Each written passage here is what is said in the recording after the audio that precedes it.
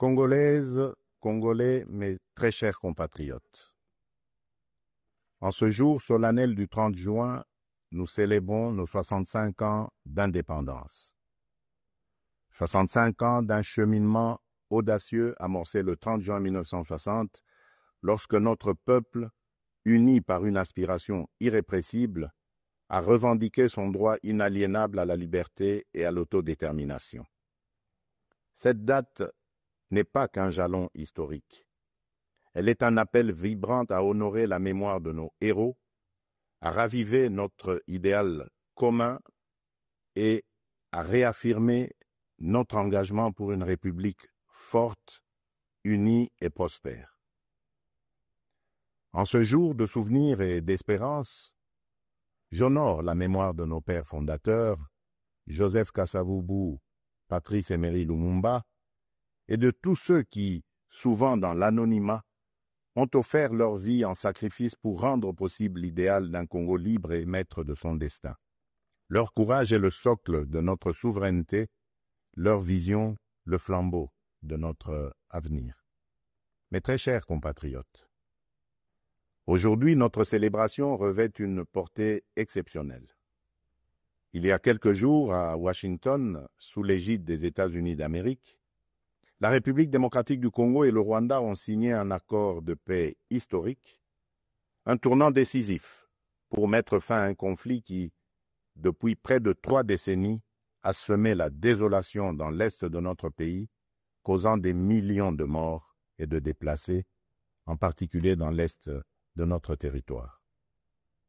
Cet accord, signé par les ministres des Affaires étrangères de nos 2 pays lors d'une cérémonie solennelle présidée par le secrétaire d'État américain, M.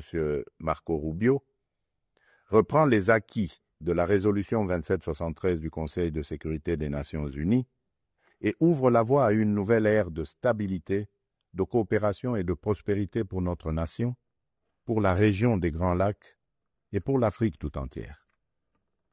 Je voudrais exprimer au nom du peuple congolais notre profonde gratitude aux États-Unis d'Amérique pour leur engagement déterminant en faveur de la paix. Nos remerciements les plus sincères vont au président Donald Trump pour son implication personnelle dans ce processus de pacification porteur d'espérance. Son leadership a permis de réunir les partis autour d'une vision commune.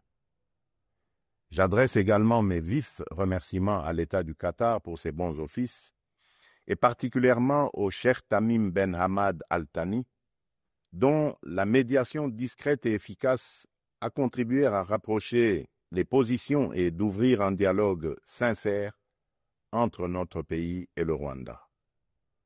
Je tiens également à exprimer ma profonde gratitude à 2 dignes fils de l'Afrique, dont l'engagement déterminant a largement contribué à porter la tragédie sécuritaire que traverse la République démocratique du Congo à l'attention de la communauté internationale.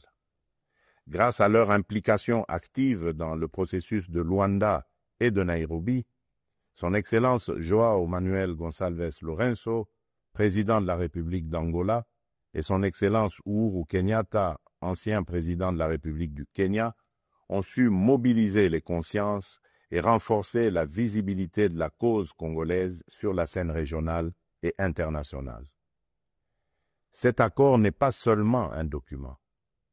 Il est une promesse de paix pour les populations de Goma, Bukavu, Rutshuru, Masisi, Nyiragongo, Lubero, Ituri et de toutes les localités martyrisées par la guerre. Ce processus diplomatique s'articule également avec les discussions en cours à Doha, au Qatar.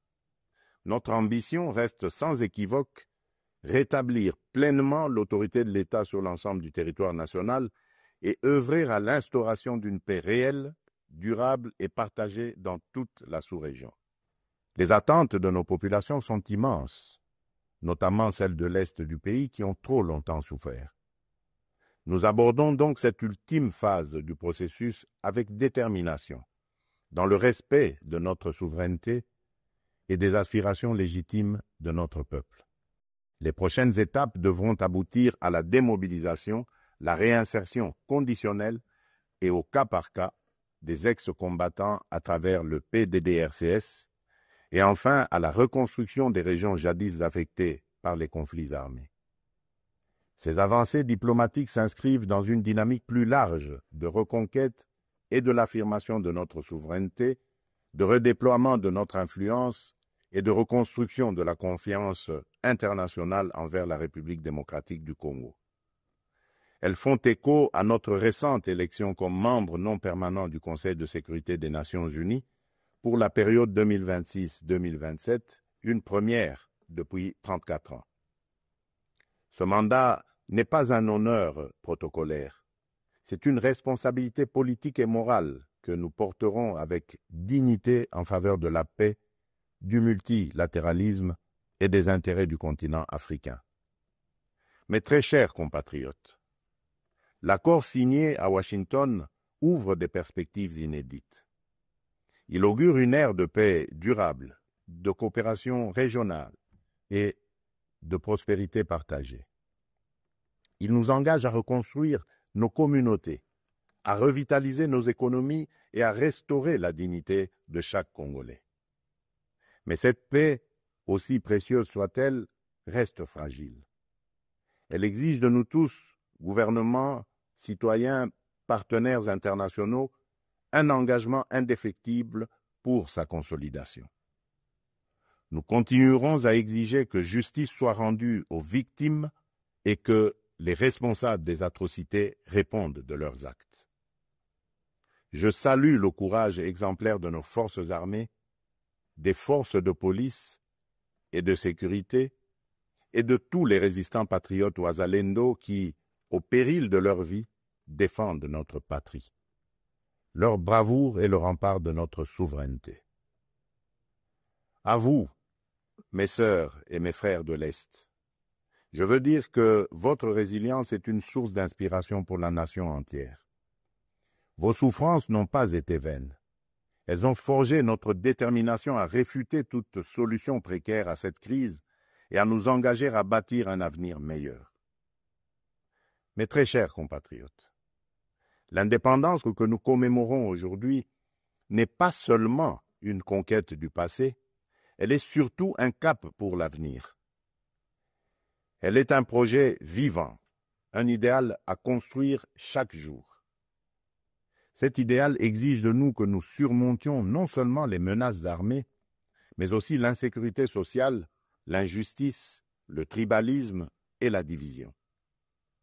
Le peuple congolais aspire à un pays de paix, de justice et de dignité. Un pays où l'on veut et on peut vivre sereinement, travailler avec honneur et offrir à chaque enfant congolais la liberté de rêver grand, sans peur ni entrave. Réaliser ce rêve requiert la mobilisation de toutes nos forces vives, institutions, citoyens, diaspora, partenaires, autour d'un même idéal, bâtir un Congo moderne, sûr et respecté. Il est temps de transcender nos clivages, de rejeter les discours de haine et les manipulations, et de faire de notre diversité une force, non une fracture. Notre unité n'est pas une option, elle est une condition de survie. C'est dans cet esprit de responsabilité et de dépassement de soi que j'ai tenu, il y a quelques semaines, une rencontre franche et républicaine avec M. Martin Fayoulou, l'un des leaders de l'opposition. Ce geste, que beaucoup n'auraient osé imaginer depuis les élections de 2018, témoigne d'une volonté partagée de placer l'intérêt supérieur de la nation au-dessus des querelles partisanes. Cette rencontre marque une étape importante vers une politique de réconciliation, d'écoute mutuelle et de respect réciproque. Elle donne surtout corps à l'exigence du peuple congolais, celle d'une classe dirigeante capable de s'unir aux moments les plus critiques, d'agir avec maturité et de servir ensemble la grandeur de la République. Mes très chers compatriotes, les défis qui se dressent devant nous ne se limitent pas à la sécurité. À Kinshasa, la congestion urbaine et les embouteillages affectent la qualité de vie. Le manque de discipline, l'urbanisation désordonnée et l'insuffisance des transports en commun rendent la vie difficile à des millions de nos compatriotes. À Kalemi, Kasangoulou et même ici, dans la capitale Kinshasa, les inondations récentes ont causé d'importantes pertes en vies humaines et dégâts matériels, détruisant des habitations, emportant des infrastructures routières et provoquant des déplacements massifs de population. Ces événements climatiques extrêmes nous rappellent l'urgence d'agir à la fois sur le front de l'aménagement du territoire et de la résilience environnementale. À Mbandaka, le naufrage d'une embarcation a coûté la vie à plusieurs dizaines de nos compatriotes, endeuillant la nation tout entière. À Tshikapa, Kolwezi, Likasi, Kananga ou Kikwit, l'accès à l'eau potable, à l'électricité, aux soins de santé et à l'éducation reste une priorité pressante. Face à ces défis, l'État n'est pas resté indifférent. Il agit. Des missions de secours ont été déployées, des fonds d'urgence mobilisés, des projets structurants lancés pour renforcer les infrastructures et améliorer les conditions de vie. Mais ces efforts, aussi importants soient-ils, ne suffiront pas sans un véritable sursaut de solidarité nationale. Ils doivent être soutenus par une administration plus efficace, une meilleure coordination institutionnelle et la responsabilisation de tous les niveaux de pouvoir. J'en appelle également à un changement profond de comportement. Nous devons adopter une discipline collective, un civisme exemplaire et un respect des règles de vie en communauté. Aussi, je vous appelle à un sursaut patriotique, à une responsabilité individuelle qui fera de notre pays un modèle de stabilité et de progrès. Mes très chers compatriotes, fidèles à l'élan de notre indépendance, j'ai pris devant vous, avec une détermination sans faille, le serment de bâtir un Congo à la hauteur de nos aspirations. Avec constance et détermination, j'ai placé la transformation de notre nation au cœur de mon mandat, mu par l'ambition profonde de faire de la République démocratique du Congo une terre de justice, de prospérité partagée et de dignité retrouvée. Cette vision que je porte avec vous et pour vous irrigue chacune de nos décisions et sous-tend les réformes audacieuses que nous menons dans un esprit de renouveau et de souveraineté assumée. Aux côtés du gouvernement, j'ai engagé une série de réformes économiques, judiciaires et institutionnelles visant à asseoir un véritable état de droit, à éradiquer la corruption et à créer un climat des affaires propice à l'investissement et à l'initiative. Les premiers résultats sont tangibles. La croissance économique connaît un rebond durable. L'image de notre pays s'améliore sur la scène internationale et la confiance des investisseurs renaît. Ce regain de confiance se traduira prochainement par la signature d'un accord stratégique inédit avec les États-Unis d'Amérique dans le secteur minier. Cet accord marquera une étape décisive dans le positionnement de la République démocratique du Congo comme un acteur central de la transition énergétique mondiale et de l'économie verte émergente. Il visera à valoriser de manière souveraine nos minerais stratégiques, en particulier le cuivre, le cobalt et le lithium, tout en assurant une répartition plus équitable des retombées économiques au bénéfice des populations congolaises. Il ouvre la voie à la transformation locale, à la création des milliers d'emplois et à un nouveau modèle économique fondé sur la souveraineté et la valeur ajoutée nationale. C'est là le fruit d'un travail collectif, déterminé, au service d'un seul idéal, offrir à chaque Congolaise et à chaque Congolais les perspectives réelles d'un avenir meilleur. Malgré l'adversité, notre peuple a toujours fait preuve d'une résilience extraordinaire. C'est cette résilience qui nous a permis de traverser les tempêtes du passé et qui nous permettra de surmonter celles d'aujourd'hui. Le Congo d'aujourd'hui n'est plus celui du fatalisme et de l'impuissance. À l'aube du retour tant attendu de la paix sur l'ensemble de notre territoire, s'ouvre un nouveau chapitre de notre histoire, porté par le courage inébranlable, la résilience admirable et la solidarité agissante de toutes les filles et de tous les fils de la nation. À nos partenaires des États-Unis, de la Chine, de l'Europe, des pays du Golfe, du continent africain et du monde entier, je le dis solennellement, la République démocratique du Congo est de retour, prête à nouer des partenariats stratégiques, fiables, transparents et surtout gagnant-gagnant.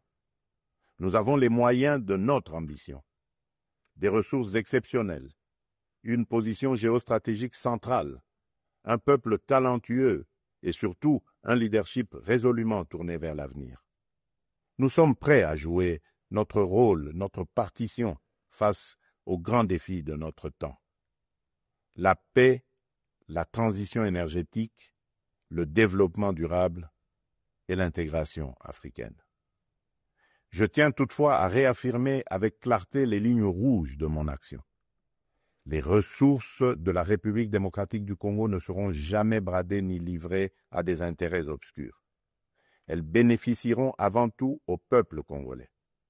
Aucun compromis ne sera toléré en matière de souveraineté économique. La République démocratique du Congo ne vendra ni son avenir, ni sa dignité.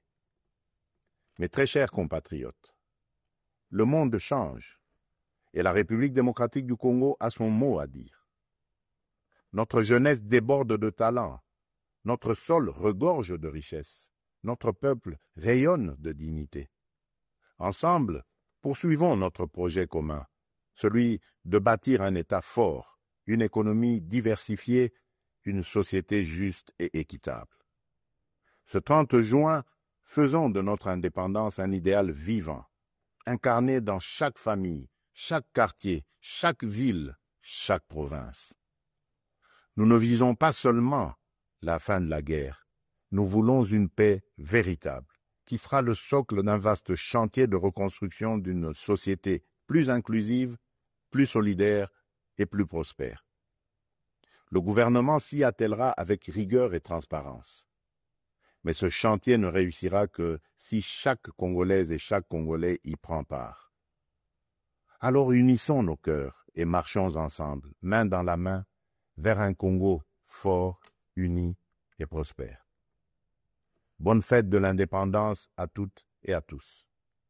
Que Dieu bénisse la République démocratique du Congo, son peuple et tous ceux qui l'ont choisi comme pays de résidence. Je vous remercie.